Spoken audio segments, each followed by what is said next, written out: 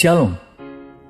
Renungan kali ini berjudul Yesus Kristus membatalkan pekerjaan iblis atau Satan oleh Evangelis Lokamanya Prawiro. Kita membahas tema Yesus sebagai manusia kedua dan pemimpin umat yang baru. Kita membaca dalam kitab suci, Yesus menjadi Adam terakhir yang menanggung semua kesalahan, penghukuman, dan kutukan atas umat keturunan Adam, memateraikan mereka dengan kematiannya, dikuburkan dan dibangkitkan kembali dari kematian untuk menjadi manusia kedua dan pemimpin umat yang baru. Semua yang dipersatukan dengan Kristus melalui iman dalam kematiannya, dikuburkan dan dibangkitkan, mengalami pembaharuan atau regenerasi atau dilahirkan kembali. Dengan cara ini, mereka menjadi anggota dari umat manusia yang baru. Mereka menjadi anggota tubuh Kristus. Yesus adalah kepala, awal dari kebangkitan atas kematian. Mereka yang dipersatukan dengannya oleh iman sesuai Injil menjadi anggota tubuh Kristus dan menjadi anggota dari umat manusia yang baru. Kita melihat tujuan utama Allah bagi umat manusia yang baru adalah untuk memenuhi rencana-rencananya yang telah gagal dipenuhi oleh Adam karena ketidaktaatan dan pemberontakan. Pertama, sehubungan dengan cara penciptaan, Adam diciptakan melalui hembusan nafas Allah. Demikian pula umat manusia yang baru diciptakan ketika setiap orang mengalami regenerasi atau lahir baru oleh hembusan roh dari Tuhan Yesus Kristus. Kedua, kodrat Adam diciptakan menurut gambar dan rupa Allah atau peta teladan Allah. Dalam ciptaan yang baru, gambar dan rupa Allah direstorasi melalui pekerjaan Roh Kudus dengan membawa gambar dan rupa Tuhan Yesus Kristus ke dalam diri kita. Ketiga, tujuan Allah bagi Adam adalah untuk melaksanakan otoritas diberikan Allah untuk menguasai seluruh bumi. Demikian pula bagi umat manusia yang baru. Rencana Allah agar kita menjadi duta perwakilan resmi surga, membawa berita surga, dan melaksanakan otoritas surgawi dengan semua otoritas pemerintah surga di belakang kita. Yesus berkata, "Semua otoritas sudah diberikan padaku. Oleh karena itu, pergilah dan laksanakanlah," atau gunakan otoritas itu. Keempat, Adam diciptakan untuk memiliki kemitraan dengan Allah. Dia bukan budak, tetapi dia dalam persekutuan dengan Allah. Ia bekerja sama untuk memenuhi rencana-rencana pekerjaan Allah. Demikian pula dalam ciptaan yang baru.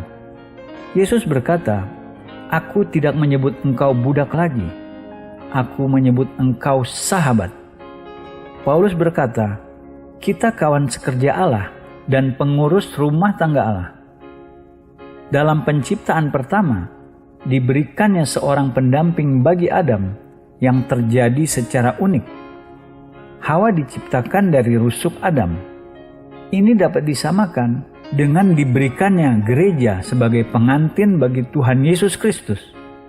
Seperti Hawa diserahkan kepada Adam, begitu pula gereja akan diserahkan kepada Kristus. Ketika Adam tidur, Hawa diambil keluar dari tubuhnya. Ketika Yesus tidur dalam kubur, gereja dibawa keluar melalui pengorbanan kematiannya sebagai gantinya. Kita melihat semua ini disimpulkan dalam pernyataan yang Yesus sampaikan dalam Yohanes 20 ayat 21, "Sama seperti Bapa mengutus aku, demikian juga sekarang aku mengutus kamu." Kita berada di bumi untuk memiliki hubungan dengan Kristus, sama seperti Kristus dengan Bapanya waktu ia berada di bumi. Kristus hidup dalam persekutuan dengan Bapa. Kita hidup dalam persekutuan dengan Kristus. Kristus hidup untuk melakukan kehendak Bapa. Kita hidup untuk melakukan kehendak Kristus. Kata-kata dan pekerjaan-pekerjaan Kristus datang dari Bapa. Kata-kata dan pekerjaan-pekerjaan orang percaya datang dari Kristus. Kristus mengungkapkan Bapa kepada dunia. Orang percaya harus mengungkapkan Kristus kepada dunia. Persamaan itu betul-betul tepat. Mari kita lanjutkan dan pertimbangkan lebih jauh rencana Allah bagi umat manusia yang baru. Sudah kita katakan sebelumnya, untuk melakukan rencana Allah yang Adam gagal lakukan. Kedua, tujuan Allah bagi umat manusia yang baru adalah untuk membalikan akibat-akibat yang dihasilkan oleh kejatuhan Adam. Ini yang akan kita dalami. Bagaimana ciptaan yang baru, umat manusia yang baru di bawah Allah diarahkan untuk membalikan atau membatalkan akibat-akibat yang dihasilkan oleh kejatuhan Adam. Satu ayat yang menyinggung hal ini ada dalam bagian kedua dari 1 Yohanes 3 ayat 8. Untuk inilah anak Allah menyatakan dirinya, yaitu supaya ia membinasakan perbuatan-perbuatan iblis itu. Ini adalah suatu pernyataan yang sangat jelas. Alasan Yesus dimanifestasikan dalam bentuk manusia. Dia datang ke dunia untuk menghancurkan atau membinasakan perbuatan-perbuatan iblis. Kata yang diterjemahkan dengan membinasakan itu memiliki arti harfiah, melepaskan. Jadi Yesus datang untuk membatalkan atau membalikan pekerjaan-pekerjaan yang sudah dilakukan iblis. Kita akan menghubungkan ini dengan akibat-akibat dari kejatuhan Adam. Kita akan melihat bagaimana melalui Yesus Kristus, umat manusia yang baru membatalkan atau membalikan akibat-akibat kejatuhan Adam. Pertama, akibat kejatuhan Adam, ada perubahan dalam kodrat Adam. Kata kunci untuk menggambarkan perubahan ini adalah kata korup atau rusak. Adam menjadi korup secara spiritual dan fisik. Sekarang akibat dari kematian dan kebangkitan Kristus, kodrat baru diciptakan dalam diri orang percaya yang membatalkan atau membalikkan kerusakan yang diakibatkan oleh kejatuhan Adam. Dalam Kolose 3 ayat 9 dan 10, Paulus berkata tentang orang-orang percaya, "Karena kamu telah menanggalkan manusia lama serta kelakuannya, dan telah mengenakan manusia baru yang terus-menerus diperbaharui untuk memperoleh pengetahuan yang benar menurut gambar Khaliknya." Terjemahan alternatif adalah diperbaharui terus-menerus, yang adalah kata kerja yang sedang berlangsung sekarang. Suatu proses diperbaharui yang sedang berlangsung untuk mengakui penciptanya. Kata itu bukan hanya berarti mengetahui, tetapi mengakui penciptanya untuk mereproduksi gambar penciptanya atau Khaliknya. Jadi ini yang berlangsung dalam ciptaan baru, dalam diri setiap dari kita secara individu. Kita diperbaharui, dibawa kembali ke dalam pengetahuan dan pengakuan pada penciptanya, begitu rupa sehingga gambar penciptanya direproduksi di dalam diri kita lagi. Lihatlah pemikiran yang sangat indah dalam proses penciptaan pertama. Allah tidak beristirahat sampai ia sudah memproduksi gambar dan rupanya dalam ciptaannya. Ia beristirahat di hari ke-7, namun di hari ke-6 ia membawa sesuatu yang mereproduksi gambarnya sendiri. Dalam penciptaan umat manusia yang baru, Allah tidak beristirahat sampai ia sudah mereproduksi gambar dan rupanya dalam diri orang percaya. Ini lebih lengkap dinyatakan dalam 2 Petrus 1 ayat 3 dan 4. Kalimat dalam 2 Petrus 1 sangat panjang dan mengandung banyak kata-kata penuh kuasa. Kita mulai dari ayat 2 agar mendapat kalimat yang lengkap, dan kita akan menganalisa singkat apa yang Petrus katakan pada kita dalam ayat 3 dan 4. Salah satu pernyataan yang paling mencengangkan dalam kitab suci. Petrus memulai dalam ayat 2. kasih karunia dan damai sejahtera melimpahi kamu oleh pengenalan akan Allah dan akan Yesus Tuhan kita. Perhatikan bahwa kasih karunia atau diperbaharui datang melalui pengetahuan atau pengakuan akan Allah dan akan Yesus. Ini adalah satu dari pemikiran-pemikiran penting dari ciptaan baru. Kasih karunia atau diperbaharui datang sementara kita masuk ke dalam pengetahuan dan pengakuan akan Allah dan akan Yesus. Lalu Petrus melanjutkan ayat 3 dan 4, karena kuasa ilahinya telah menganugerahkan kepada kita segala sesuatu yang berguna untuk hidup yang saleh oleh pengenalan kita akan Dia yang telah memanggil kita oleh kuasanya yang mulia dan ajaib. Dan dengan jalan itu, Ia telah menganugerahkan kepada kita janji-janji yang berharga dan yang sangat besar, supaya olehnya kamu boleh mengambil bagian dalam kodrat ilahi dan luput dari hawa nafsu duniawi yang membinasakan dunia. Kita bisa mengikuti pernyataan berturut-turut pada awal bagian pertama dari ayat 3. Karena kuasa ilahinya telah menganugerahkan kepada kita. Bukan akan memberi kita, tetapi telah menganugerahkan kepada kita segala sesuatu yang berguna untuk hidup yang saleh dalam ciptaan baru. Setiap persediaan atau perbekalan dan perlengkapan sudah dibuat seperti pada waktu dalam ciptaan lama. Ketika Allah membawa Adam ke dalam dunia, Ia tidak perlu mencari tempat tinggal untuk menaruh dia atau hal-hal bagaimana memberinya makan atau apapun. Segala sesuatunya sempurna. Adam dibawa ke dalam sebuah ciptaan sempurna, di mana setiap kebutuhan sudah dapat diketahui dan dipenuhi. Ini sama tepat dalam ciptaan baru dalam Kristus. Ketika kita diciptakan baru dalam Kristus, kita ditempatkan ke dalam persediaan yang lengkap dan sempurna. Tidak ada pikiran kedua setelahnya. Allah tidak perlu berpikir mengenai apapun.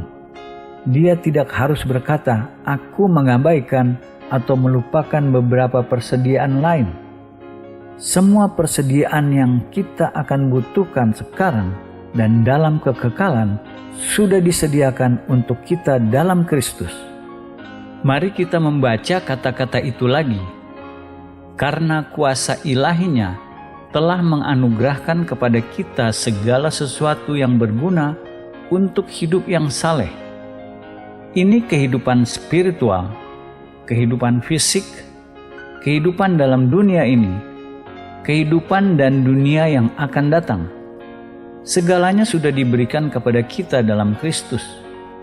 Kita melihat banyak orang menaikkan doa yang Allah tidak jawab karena mereka minta Allah untuk memberi mereka sesuatu yang Allah sudah berikan kepada mereka.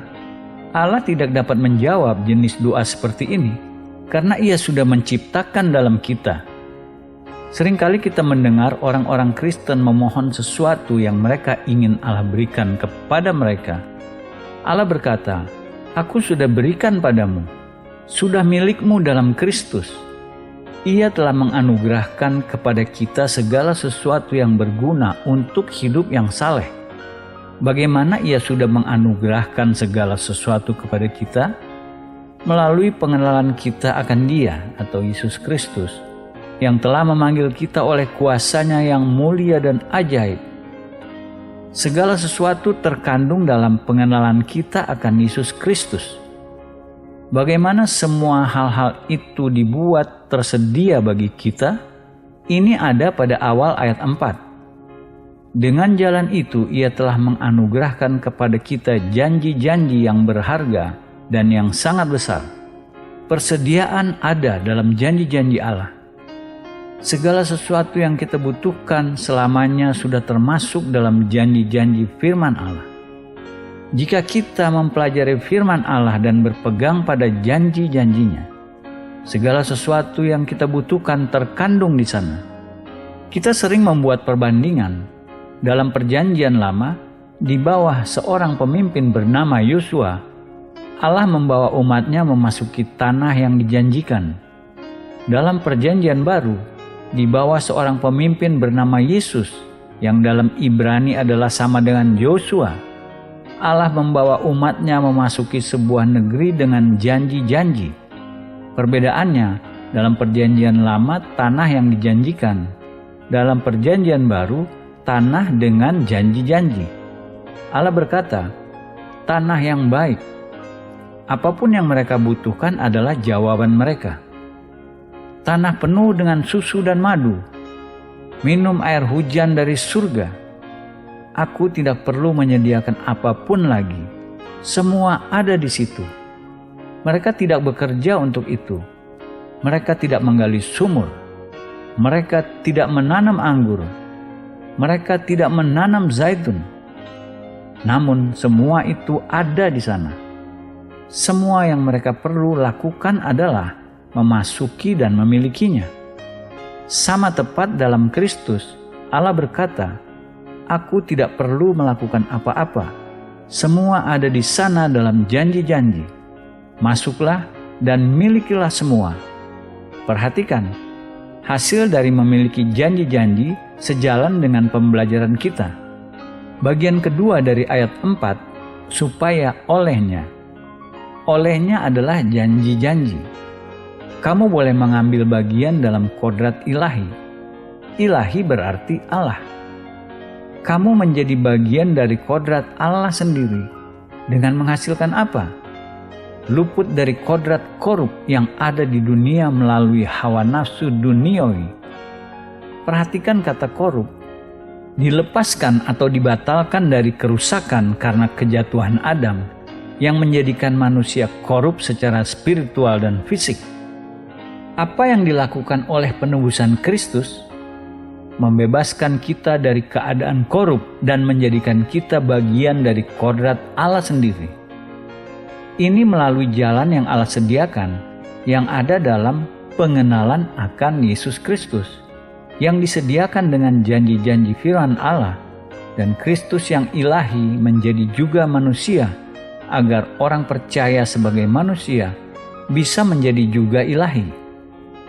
Pertukaran yang terjadi, Yesus mengambil kejahatan yang ada dalam diri umat manusia agar orang percaya dapat menerima kebaikan yang ada dalam Yesus. Aspek lain dari pertukaran itu, Yesus yang adalah ilahi menjadi manusia. Ia tidak berhenti menjadi ilahi, tetapi ia menjadi manusia agar orang percaya sebagai manusia bisa juga menjadi ilahi. Kita tidak berhenti menjadi manusia, tetapi kita menjadi ilahi.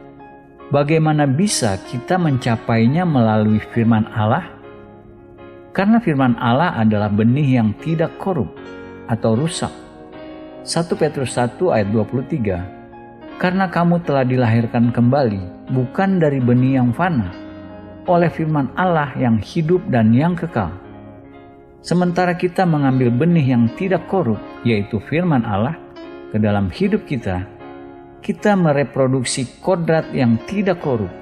Dan karena itu kita luput dari keadaan korup yang ada dalam dunia, yang dipenuhi hawa nafsu duniawi yang membinasakan dunia. Akibat kedua dari kejatuhan Adam adalah iblis merebut dan merampas kuasa yang Allah sudah berikan kepada Adam. Akibat dari penebusan Kristus, otoritas yang direbut iblis dari Adam direstorasi kepada Kristus, dan dalam Kristus dapat dimiliki oleh umat manusia yang baru. Pemikiran kuncinya di sini adalah kata otoritas atau kuasa. Satu dari konsep besar kitab suci, Matius 28 ayat 18-20, sesudah kebangkitannya, dekat dengan pengangkatannya ke surga, Yesus berbicara kepada murid-muridnya tentang pemberian otoritas atas surga dan bumi kepadanya. Ayat 18, Yesus mendekati mereka dan berkata, "Kepadaku telah diberikan segala kuasa di surga dan di bumi." Sebelum penyalibannya, ia menyebut iblis penguasa dunia, dan waktu ia dicobai di padang belantara, iblis memperlihatkan kepada Yesus seluruh kerajaan di dunia dan berkata semua otoritas ini aku berikan kepadamu, karena ini adalah hakku. Namun, akibat dari kematian dan kebangkitan Yesus Kristus, otoritas itu diambil dari iblis dan diserahkan kepada Tuhan Yesus Kristus, karena ia telah menebus kesalahan dari umat manusia, keturunan Adam, dan memungkinkan bagi Allah untuk melakukan peralihan ini tanpa kompromi kebenarannya. Jadi ini satu dari pewahyuan-pewahyuan besar akibat dari kematian dan kebangkitan Yesus. Segala otoritas di surga dan di bumi sekarang telah diberikan padanya. Dan apa tindak lanjutnya? Murid-muridnya diminta untuk melaksanakannya. Pergilah, kamu harus melaksanakan otoritasku. Aku sudah memperoleh otoritas, tetapi aku pergi kembali ke surga. Otoritasku akan dilaksanakan di bumi oleh kamu yang adalah wakilku sebagai orang-orang percaya di dalam aku. Mari kita lihat aspek-aspek lain dari pernyataan ini tentang otoritas. Efesus 1 ayat 20-23 menyebutkan Allah membangkitkan dia dari antara orang mati dan mendudukan dia di sebelah kanannya di sorga, jauh lebih tinggi dari segala pemerintah dan penguasa dan kekuasaan dan kerajaan dan tiap-tiap nama yang dapat disebut, bukan hanya di dunia ini saja, melainkan juga di dunia yang akan datang. Dan segala sesuatu telah diletakkannya di bawah kaki Kristus, dan dia telah diberikannya kepada jemaat sebagai kepala dari segala yang ada. Jemaat yang adalah tubuhnya, yaitu kepenuhan dia yang memenuhi semua dan segala sesuatu.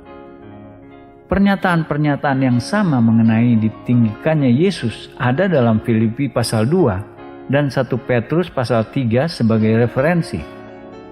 Mari kita lanjutkan konsep pemikiran ini.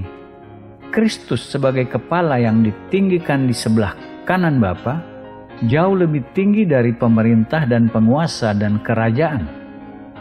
Mari kita juga lihat di mana kita sebagai orang percaya dalam Kristus berada dalam gambaran Kristus yang ditinggikan ini. Dalam Efesus pasal 2, kita temukan bahwa sebagai orang percaya, kita diidentifikasikan dengan Kristus dalam setiap fase ditinggikannya dia sampai ke surga. Tertulis dalam Efesus 2 ayat 5 dan 6, telah menghidupkan kita bersama-sama dengan Kristus, sekalipun kita telah mati oleh kesalahan-kesalahan kita, oleh kasih karunia kamu diselamatkan, dan di dalam Kristus Yesus ia telah membangkitkan kita juga dan memberikan tempat bersama-sama dengan dia di sorga. Perhatikan, pengidentifikasian kita tidak berhenti ketika kita dihidupkan bersama-sama Kristus. Tidak berhenti ketika kita dibangkitkan dari kematian, tetapi berlangsung terus sampai ke tahta di surga. Yesus turun untuk dikubur dan pembaptisan. Sesudah itu, kita yang hidup dalam Kristus dibangkitkan dari lubang kubur dan mendapatkan tempat bersama-sama dengan dia di tahta surga. Lihat dua ayat di atas yang berhubungan dengan gambaran ditinggikannya kita dalam Kristus ini. Dalam Efesus 2 ayat 1 disebutkan, kamu dahulu sudah mati karena pelanggaran-pelanggaran dan dosa-dosamu. Allah menjaga jalan menuju tahta surga. Jalan menuju surga bukanlah pintu yang terbuka lebar. Dan itu terkait dengan penyaliban, dikubur dan kebangkitan. Mereka yang tidak bersedia disalibkan bersama Kristus dan dikubur bersama Kristus tidak memiliki hak untuk masuk ke dalam tahta surga. Kodrat manusia lama Adam tidak memiliki tempat di tahta surga. Dunia akan menjadi kacau balau jika manusia lama Adam dapat naik ke tahta surga. Alam semesta akan disintegrasi jika manusia lama Adam dapat naik ke tahta surga. Kita melihat manusia lama Adam tidak memiliki tempat di tahta surga. Harus ada proses disalibkan, dikuburkan, dan dibangkitkan. Baru kita memenuhi syarat untuk masuk tetapi bukan sebelum itu. Mari kita lihat 2 ayat lagi yang membahas otoritas dan ditinggikannya kita dalam Kristus. Roma 5 ayat 17. Bagian kedua dari Roma 5 adalah fase-fase perbandingan antara Adam pertama dan Adam terakhir. Perbandingan yang dijelaskan dan dielaborasi secara penuh. Dibutuhkan seseorang yang logis untuk mengaplikasikan setiap fase dari perbandingan ini. Dalam Roma 5 ayat 17, sebab jika oleh dosa satu orang, maut telah berkuasa oleh satu orang itu, maka lebih benar lagi mereka yang telah menerima kelimpahan kasih karunia dan anugerah kebenaran akan hidup dan berkuasa oleh karena satu orang itu, yaitu Yesus Kristus. Ini bukan terjadi dalam dispensasi yang akan datang. Ini berlaku sekarang. Kita memerintah dalam hidup bersama Yesus Kristus. Perhatikan perbedaan kontras antara iblis dan Yesus. Iblis pribadi yang lalim. Ia memerintah atas setiap orang. Ia menaklukkan setiap orang. Hanya ada satu kehendak, dan itu kehendak iblis. Namun ketika Yesus datang untuk membatalkan, melepaskan dan membalikan pekerjaan iblis, tindakan itu memungkinkan bagi kita untuk luput dan ditinggikan bersama dengan Dia. Ia mengundang kita untuk memerintah dengannya. Kita berbagi takhta dengannya. Perhatikan perbedaan kontras antara kodrat iblis dan kodrat Allah. Iblis tidak akan berbagi apapun dengan siapa saja. Allah rindu untuk membagi segalanya dengan setiap orang yang percaya dan memenuhi syarat. Kita memerintah sebagai raja dalam hidup oleh Tuhan Yesus Kristus, Adam terakhir. Dalam Wahyu 1 ayat 5 dan 6 dan 5 ayat 10, kita memiliki pernyataan-pernyataan ini. Ini bagian salam pembukaan Yohanes kepada 7 gereja. Kita mulai dari akhir ayat 5. Bagi Dia yang mengasihi kita dan yang telah melepaskan kita dari dosa kita oleh darah-Nya, dan yang telah membuat kita menjadi suatu kerajaan, menjadi imam-imam bagi Allah Bapa-Nya. Inti pemikirannya adalah kita memiliki 2 fungsi dalam Kristus, untuk memerintah sebagai raja-raja dan untuk melayani sebagai imam-imam. Ini dilakukan melalui satu hal, darah Yesus. Seorang percaya menjadi seorang imam melalui darah Yesus. Dalam 1 detik, melalui darahnya, kita dibuat menjadi kedua-duanya, menjadi raja-raja dan juga menjadi imam-imam. Raja-raja untuk memerintah, dan imam-imam untuk menaikkan persembahan dan menjadi perantara. 3 pelayanan utama orang yang percaya dalam Kristus, yakni memerintah, menaikkan persembahan, dan menjadi perantara. Dalam Wahyu 5 ayat 10, kita menemukan pernyataan yang sama. Dan engkau telah membuat mereka menjadi suatu kerajaan dan menjadi imam-imam bagi Allah kita, dan mereka akan memerintah sebagai raja di bumi. Kita membaca dalam Wahyu 5 ayat 9, engkau layak menerima gulungan kitab itu dan membuka meterai-meterainya, karena engkau telah disembelih dan dengan darahmu engkau telah membeli mereka bagi Allah. Perhatikan, semua berdasarkan penebusan dengan darah dari tiap-tiap suku dan bahasa dan kaum dan bangsa. Dan engkau telah membuat mereka sekali lagi menjadi suatu kerajaan dan menjadi imam-imam bagi Allah kita. Petrus berkata dalam 1 Petrus 2 ayat 9, tetapi kamulah bangsa yang terpilih, imamat yang rajani. Suatu kombinasi raja dan imam.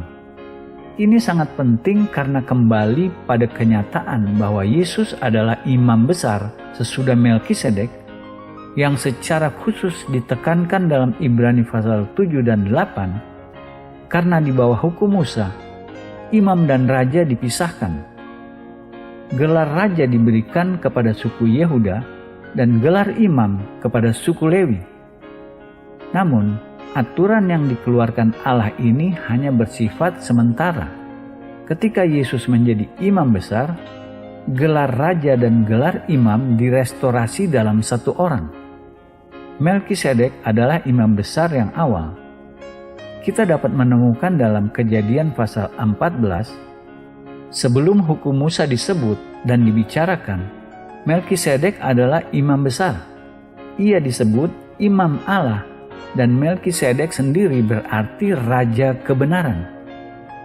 Kombinasi dua jabatan, imam besar dan raja ini dipisahkan di bawah hukum Musa, tetapi disatukan kembali dalam gelar imam besar Yesus. Kita melihat Daud sebagai raja di bawah hukum Musa tidak dapat menjadi imam, sedangkan Harun sebagai imam tidak dapat menjadi raja. Namun dalam Yesus kita dapat menjadi kedua-duanya, raja dan imam. Sebagian dari kita mungkin tidak menyadari, tetapi kita sudah menjadi itu. Beralih kepada ayat lain dalam Wahyu, lihatlah lengkapnya kekuasaan Kristus. Dalam Wahyu 1 ayat 17-18, ketika ia menampakkan diri sebagai Kristus dari Allah yang bangkit dan dimuliakan kepada Yohanes di Pulau Patmos, ia berkata, "Aku adalah yang awal dan yang akhir, dan yang hidup. Aku telah mati, namun lihatlah, aku hidup sampai selama-lamanya, dan aku memegang segala kunci maut dan kerajaan maut." Kita melihat, ia adalah Tuhan dalam tiga alam. Segala kuasa di surga dan di bumi telah diberikan kepadaku, dan aku memegang segala kunci maut dan kerajaan maut. Seperti telah disebut di atas, kuasa itu telah diberikan kepada orang-orang percaya untuk melaksanakan sebagai wakilnya di bumi. Segala kuasa di surga dan di bumi telah diberikan kepadaku, dan aku kembali ke surga. Siapa yang akan menggunakan kuasa itu? Karena itu pergilah dan demonstrasikan kuasaku. Lihatlah, itu tepatnya apa yang Adam harus lakukan. Ia harus mendemonstrasikan kuasa Allah kepada seluruh ciptaan yang mana ia ditempatkan untuk menguasainya. Adam diciptakan menurut gambar dan rupa Allah yang dapat dilihat panca indera, dan Allah memberi dia kuasa atas seluruh bumi. Dia wakil pribadi Allah yang kelihatan dengan otoritas untuk melaksanakan otoritas Allah, mewakilinya. Apa peran kita dalam Kristus? Sebagai wakil pribadi Allah yang kelihatan dengan otoritas untuk melaksanakan kuasa Kristus, mewakilinya. Apa yang hilang dalam Adam direstorasi dalam manusia baru kedua atau Yesus Kristus. Akibatnya, berkat-berkat yang hilang dalam Adam direstorasi dalam Kristus.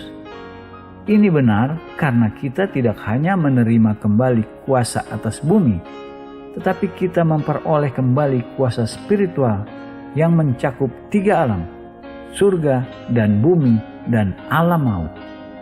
Aspek ketiga adalah bagaimana akibat kejatuhan Adam dibalikan dan dibatalkan oleh manusia baru kedua atau Yesus Kristus. Kita mengatakan bahwa akibat ketiga dari kejatuhan Adam, umat manusia menjadi berada di bawah gangguan dan kendali iblis, jin, roh jahat. Dalam Kristus, orang-orang percaya diberi kuasa atas roh jahat. Mari kita baca beberapa ayat yang membahas hal ini.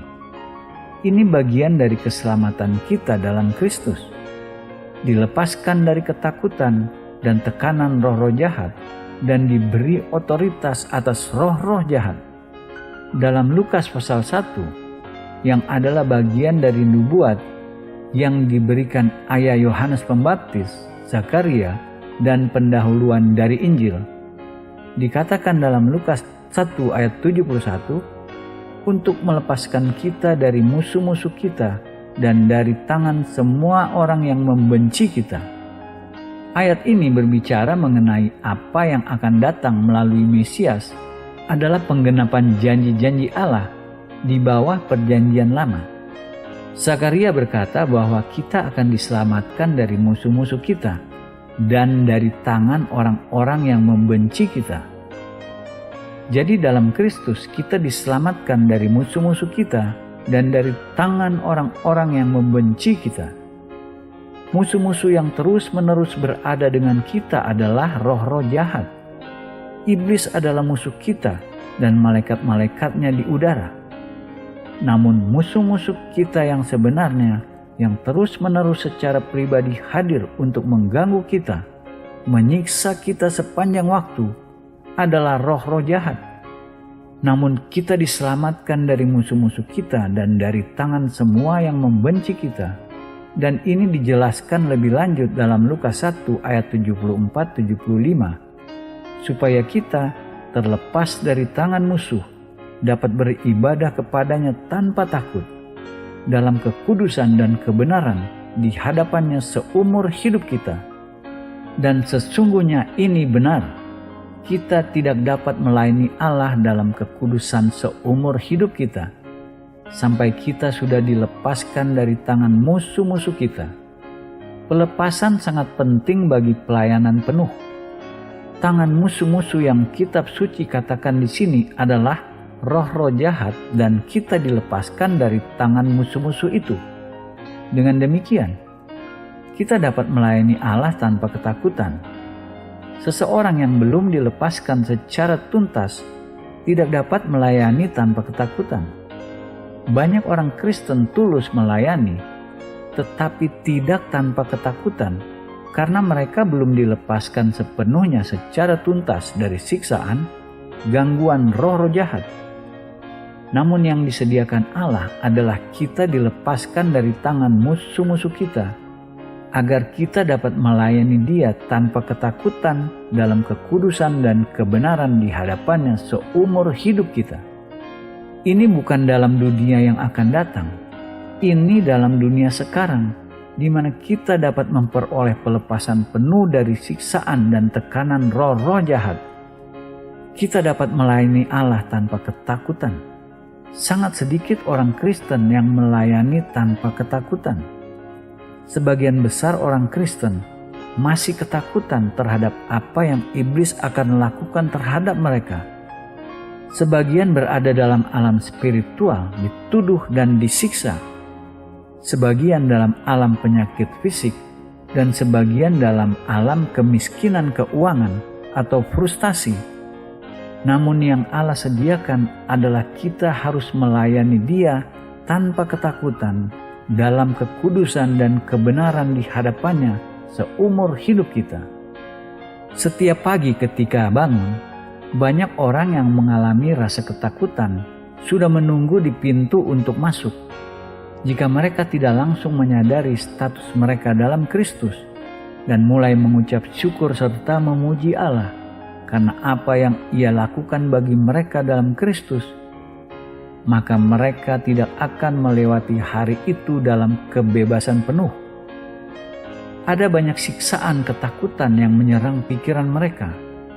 Ketika kita melihat diri kita di cermin, kita katakan, "Terima kasih Yesus, Engkau telah menanggung kelemahan-kelemahanku.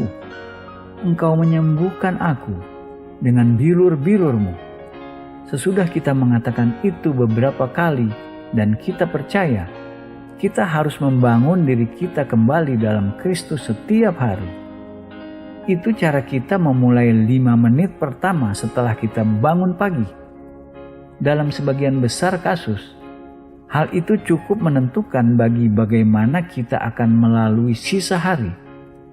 Kita tidak bicara tentang meluangkan waktu berjam-jam untuk berdoa. Kita bicara hanya untuk mengingatkan diri kita, siapa kita dan apa yang sudah Kristus lakukan terhadap iblis. Dan iblis tidak memiliki hak untuk menghampiri kita. Kita dapat melayani Allah tanpa ketakutan. Kita dilepaskan dari tangan musuh-musuh, dan ini sangat penting. Sekarang kita baca ayat-ayat lain dan melihat lebih jauh bagaimana bekerjanya pelepasan ini. Bukan hanya kita yang tidak perlu takut kepada roh-roh jahat. Sisi lain dari koin atau mata uang adalah roh-roh jahat yang perlu takut kepada kita. Percayalah, mereka takut. Hanya saja mereka mencoba untuk menutupi itu dari kita. Satu dari senjata utama kita adalah darah Yesus Kristus. Seringkali roh jahat mengaum ganas seperti singa menggunakan hujatan.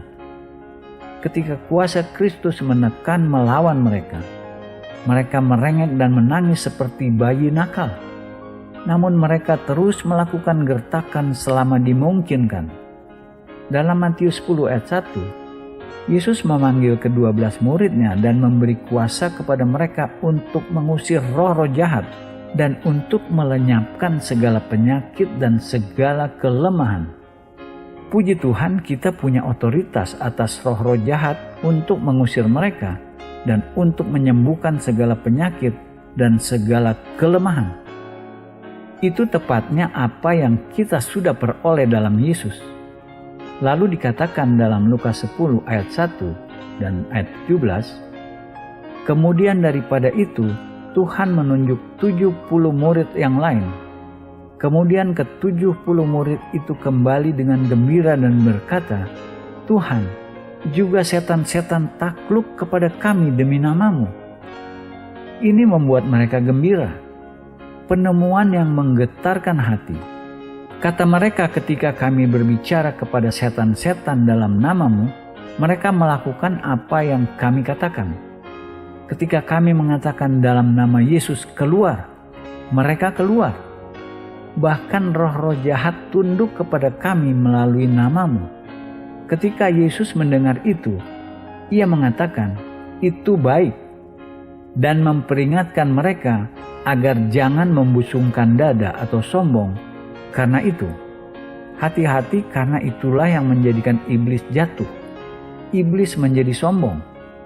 Ketika Yesus mendengar itu, ia ingin mengatakan jangan membusungkan dada. Itu baik, tetapi hati-hati, karena itu bagaimana cara iblis jatuh. Dalam Lukas 10 ayat 18-19, lalu kata Yesus kepada mereka, aku melihat iblis jatuh seperti kilat dari langit. Sesungguhnya aku telah memberikan kuasa kepada kamu untuk menginjak ular dan kalajengking, dan kuasa untuk menahan kekuatan musuh, sehingga tidak ada yang akan membahayakan kamu.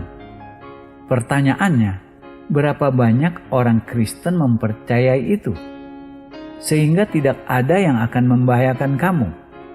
Dan dalam ayat 20, Yesus berkata, namun demikian janganlah bersukacita karena roh-roh itu takluk kepadamu, tetapi bersukacitalah karena namamu ada terdaftar di surga. Kita berhak untuk bersukacita ketika kita melihat umat manusia dibebaskan. Itu alasan sah untuk bersukacita. Namun yang harus dijaga, jangan sampai sukacita itu berkembang menjadi kesombongan. Aspek keempat, bagaimana dalam Kristus akibat kejatuhan Adam dibatalkan. Dalam mempelajari akibat kejatuhan Adam, kita mengatakan bahwa seluruh bumi yang dikuasai Adam berada dalam kesia-siaan. Kita mendefinisikan kesia-siaan ini sebagai kegagalan dan frustrasi mutlak. Penembusan seluruh ciptaan dari kesia-siaan terjadi dan akan terus berlangsung hingga akhir zaman melalui umat manusia baru dalam Kristus. Ini bagian dari tanggung jawab kita menjadi instrumen dari penebusan atas ciptaan dari kesia-siaan. Ini penjabaran logis dari penebusan, seperti tertulis dalam Roma 8 ayat 19-23. Sebab dengan sangat rindu seluruh makhluk menantikan saat anak-anak Allah dinyatakan. Karena seluruh makhluk telah ditaklukkan kepada kesia-siaan, bukan oleh kehendaknya sendiri, tetapi oleh kehendak Dia yang telah menaklukkannya, tetapi dalam pengharapan karena makhluk itu sendiri juga akan dimerdekakan dari perbudakan kebinasaan dan masuk ke dalam kemerdekaan kemuliaan anak-anak Allah. Sebab kita tahu bahwa sampai sekarang segala makhluk sama-sama mengeluh dan sama-sama merasa sakit bersalin. Dan bukan hanya mereka saja, tetapi kita yang telah menerima karunia sulung roh, kita juga mengeluh dalam hati kita sambil menantikan pengangkatan sebagai anak, yaitu pembebasan tubuh kita. Dalam Roma 8 ayat 19-23 itu dikatakan, pengharapan sungguh-sungguh dari penciptaan atau creation, bukan ciptaan, creator. Dengan sangat rindu seluruh makhluk atau penciptaan menantikan saat anak-anak Allah dinyatakan, dan tanpa masuk ke dalam berbagai macam teori. Setiap orang yang sudah lahir baru melalui iman dalam Kristus menerima kuasa untuk menjadi anak Allah. Jadi itu adalah apa yang dinantikan seluruh makhluk.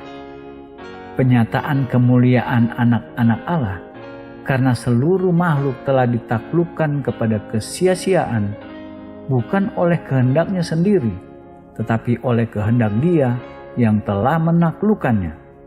Itu adalah Allah. Karena akibat ketidaktaatan Adam.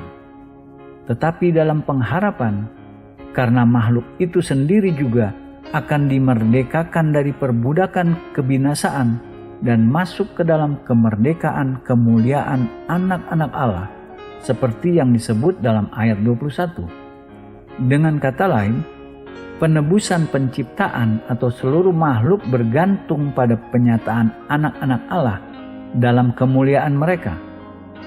Ketika mereka dinyatakan dalam kemuliaan mereka, maka penebusan akan terjadi dalam ciptaan atau seluruh makhluk. Membaca ayat 22, sampai sekarang segala makhluk sama-sama mengeluh dan sama-sama sakit bersalin. Apa yang dilahirkan? Lahirnya zaman baru yang akan tiba pada kebangkitan anak-anak Allah.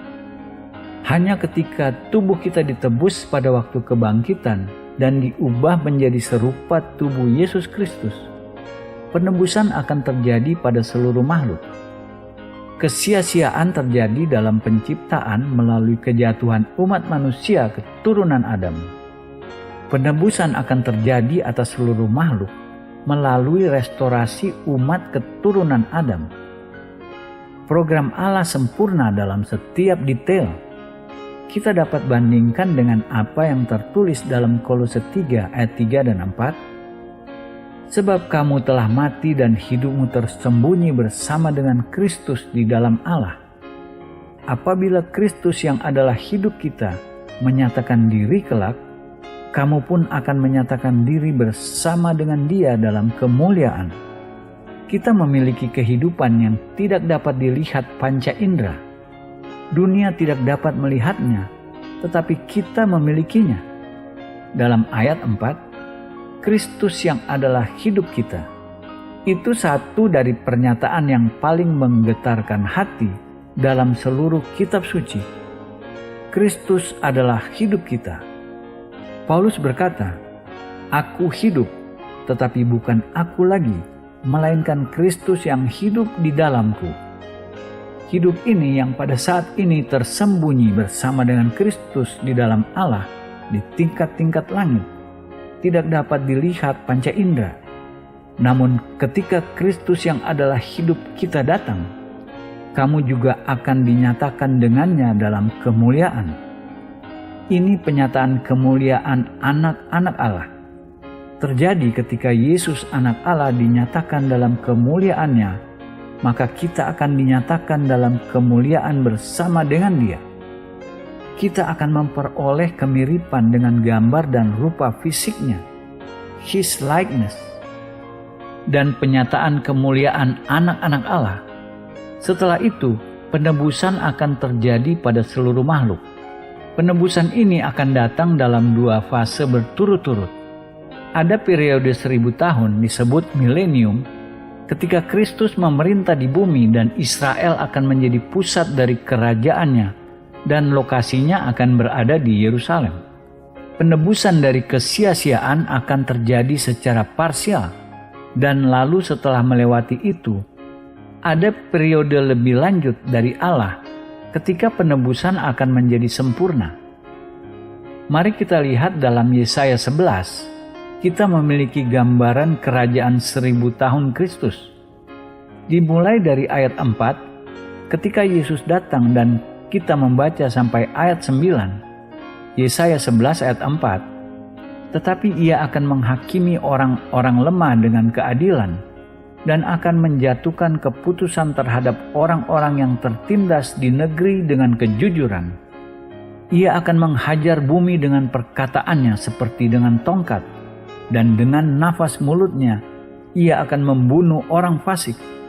Yang dimaksud dengan orang fasik di sini adalah antikristus. Ditulis dalam 2 Tesalonika 2 ayat 8, pada waktu itulah si pendurhaka baru akan menyatakan dirinya, tetapi Tuhan Yesus akan membunuhnya dengan nafas mulutnya dan akan memusnahkannya kalau ia datang kembali. Melanjutkan gambaran kerajaan 1000 tahun Kristus, Yesaya 11 ayat 6-7 dan 9, serigala akan tinggal bersama domba dan macan tutul akan berbaring di samping kambing. Anak lembu dan anak singa akan makan rumput bersama-sama, dan seorang anak kecil akan menggiringnya. Lembu dan beruang akan sama-sama makan rumput, dan anaknya akan sama-sama berbaring. Sedang singa akan makan jerami seperti lembu. Tidak ada yang akan berbuat jahat atau yang berlaku busuk di seluruh gunungku yang kudus. Sebab seluruh bumi penuh dengan pengenalan akan Tuhan seperti air laut yang menutupi dasarnya. Kita melihat bagian dari kesia-siaan adalah permusuhan dalam kehidupan binatang. Ini akibat kejatuhan manusia. Tidak begitu pada mulanya. Tidak ada siapapun, tidak ada makhluk memakan makhluk lain. Tidak ada binatang memangsa makhluk lain. Ini akibat dilepaskannya gerombolan setan-setan yang datang ketika kerajaan Adam dialihkan ke iblis. Roh jahat yang telah membuat singa menjadi buas dan kucing menjadi kejam dan lain-lain. Satu dari akibat kejatuhan Adam adalah kekejaman dan kebuasan di kehidupan binatang. Itu bagian dari kesia-siaan. Ketika kesia-siaan dibatalkan, singa akan makan jerami seperti lembu, dan anak yang menyusu akan bermain-main dekat liang ular tedung, dan anak yang cerai susu akan mengulurkan tangannya ke sarang ular beludak. Tidak ada yang akan berbuat jahat atau yang berlaku busuk di seluruh gunungku yang kudus, sebab seluruh bumi penuh dengan pengenalan akan Tuhan, seperti air laut yang menutupi dasarnya. Ini akan terjadi dalam masa milenium. Kita melihat kasih karunia Allah membatalkan kutukan, bahkan di dalam perahu Nabi Nuh. Jika kita renungkan, ada kasih karunia besar Allah sehingga Nabi Nuh dapat membawa semua binatang itu bersama-sama selama berbulan-bulan tanpa konflik. Setiap binatang yang masuk ke dalam perahu Nabi Nuh mengalami perubahan kodrat hanya untuk sementara. Ini sebuah gambaran jika berada dalam Kristus. Ketika kita masuk ke dalam Kristus, kita berhenti membenci satu sama lain. Kita berhenti membenci bangsa lain. Kita mulai mengasihi satu sama lain, dan jika kita belum memiliki perubahan kodrat itu, apakah kita dapat masuk perahu? Setiap binatang yang masuk ke dalam perahu mengalami perubahan kodrat. Ini gambaran-gambaran parsial dari apa itu kesia-siaan dan bagaimana akan dibatalkan oleh anak-anak Allah. Ada gambaran lain dari masa 1000 tahun dalam Yesaya 65 ayat 17. Sebab sesungguhnya aku menciptakan langit yang baru dan bumi yang baru. Ini belum digenapi. Lalu dikatakan dalam ayat 18. tetapi bergiranglah dan bersorak-sorak untuk selama-lamanya atas apa yang kuciptakan, sebab sesungguhnya aku menciptakan Yerusalem penuh sorak-sorak dan penduduknya penuh kegirangan. Kemudian dikatakan dalam ayat 19, tidak akan kedengaran lagi bunyi tangisan. Lalu ayat 20, di situ tidak akan ada lagi bayi yang hanya hidup beberapa hari, atau orang tua yang tidak mencapai umur suntuk. Sebab siapa yang mati pada umur 100 tahun masih akan dianggap muda, dan siapa yang tidak mencapai umur 100 tahun akan dianggap kena kutuk. Masih akan ada orang-orang berdosa. Ini belum penebusan penuh terakhir, makanya ini disebut kerajaan 1000 tahun atau milenium. Sekarang kita melihat bagian dari milenium ke dalam apa yang disebut dispensasi kepenuhan waktu atau pemenuhan atau penggenapan rencana Allah segala zaman. Dalam Efesus pasal 1, dan kita melihat penebusan penuh dari kesia-siaan. Efesus 1 ayat 9, sebab ia telah menyatakan rahasia kehendaknya kepada kita sesuai dengan rencana kerelaannya, yaitu rencana kerelaan yang dari semula telah ditetapkannya di dalam Kristus. Ini dispensasi atau periode sesudah melewati milenium, perwujudan rencana Allah bagi semua zaman. Ia mengumpulkan bersama semua dalam Kristus menjadi satu. Ini disebut juga dalam 1 Korintus 15 ayat 24. Kemudian tiba kesudahannya, yaitu bila mana ia menyerahkan kerajaan kepada Allah Bapa, sesudah ia membinasakan segala pemerintahan, kekuasaan dan kekuatan. Ayat 28, supaya Allah menjadi semua di dalam semua.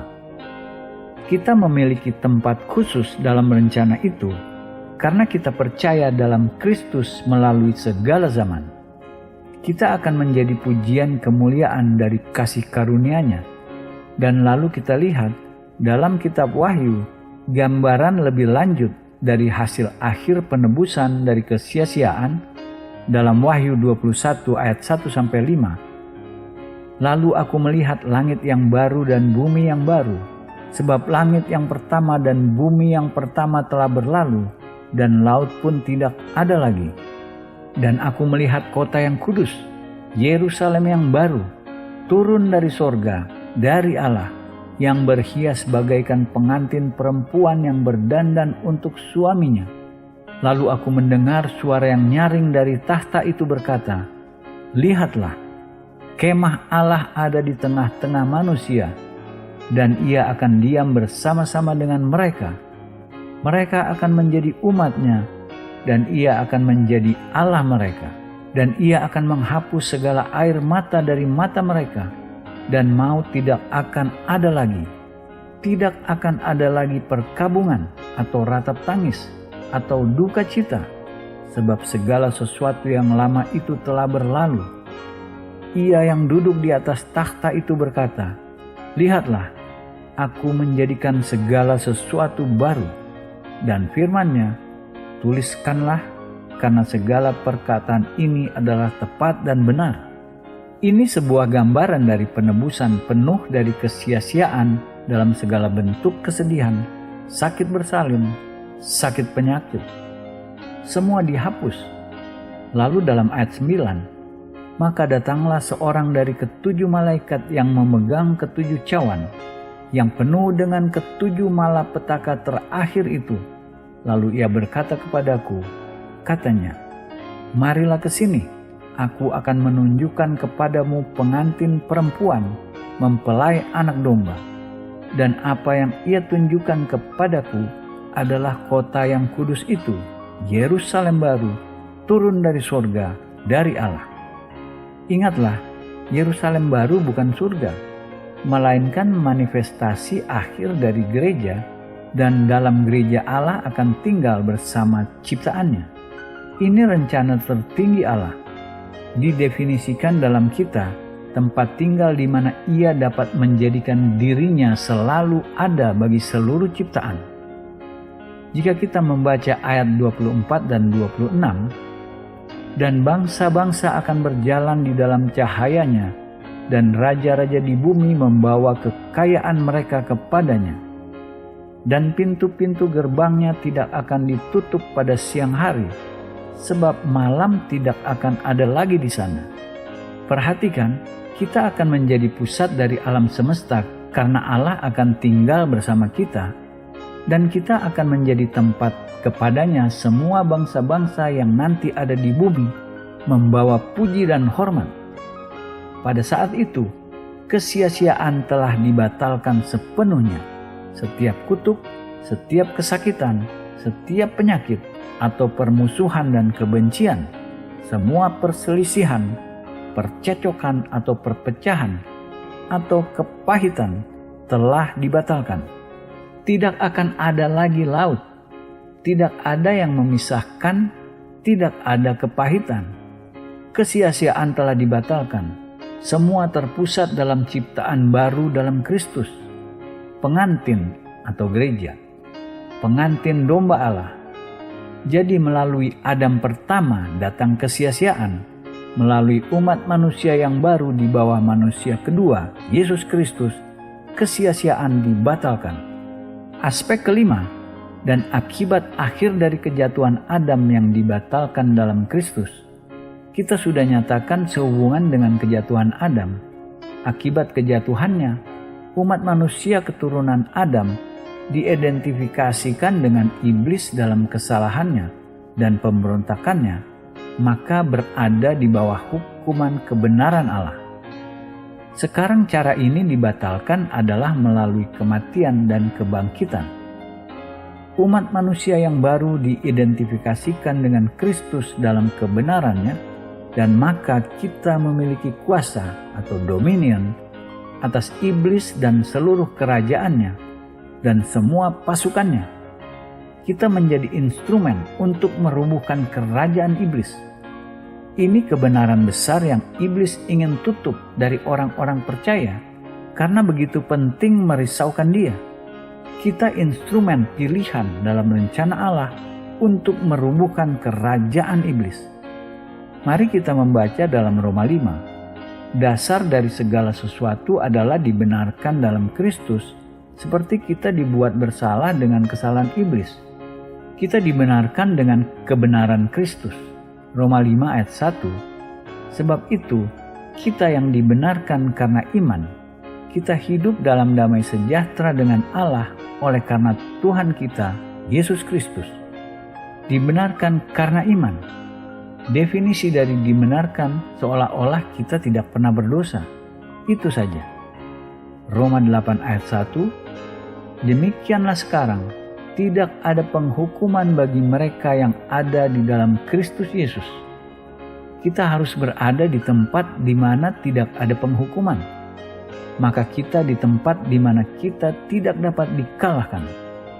Melanjutkan Roma 8 ayat 31, 33, 34, 35. Jika Allah di pihak kita, siapakah yang akan melawan kita?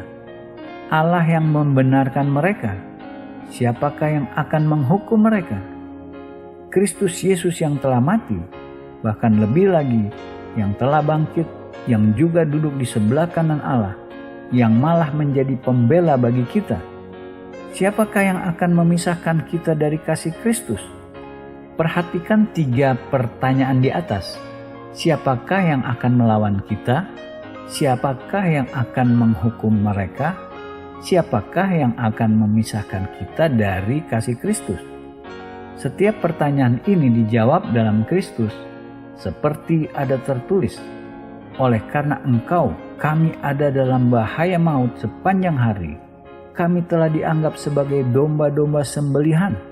Tetapi dalam semuanya itu kita lebih daripada orang-orang yang menang oleh Dia yang telah mengasihi kita. Sebab aku yakin bahwa baik maut maupun hidup, baik malaikat-malaikat maupun pemerintah-pemerintah, baik yang ada sekarang maupun yang akan datang, atau kuasa-kuasa, baik yang di atas maupun yang di bawah, ataupun sesuatu makhluk lain, tidak akan dapat memisahkan kita dari kasih Allah yang ada dalam Kristus Yesus Tuhan kita. Roma 8 ayat 36-39. Perhatikan, baik malaikat-malaikat maupun pemerintah-pemerintah atau kuasa-kuasa tidak memiliki kuasa apapun atas kita sekarang. Mengapa? Karena dalam Kristus kita telah ditinggikan jauh di atas malaikat-malaikat dan pemerintah-pemerintah dan kuasa-kuasa dan setiap nama, yaitu nama bukan hanya di dunia ini tetapi juga di dunia yang akan datang. Dasar dari semua ini adalah mengakui kebenaran kita dalam Kristus. 2 Korintus 5 ayat 21. Dia yang tidak mengenal dosa telah dibuatnya menjadi dosa karena kita, supaya dalam Dia kita dibenarkan oleh Allah. Kita tidak lagi bersalah. Kita tidak lagi berada di bawah penghukuman. Kita telah dibenarkan. Sebuah justifikasi, seolah-olah kita tidak pernah berdosa. Sekarang dalam kebenaran Kristus kita memiliki kuasa atas kerajaan iblis. Ketika kita bersalah, kita berada di bawah kuasa iblis sebelumnya.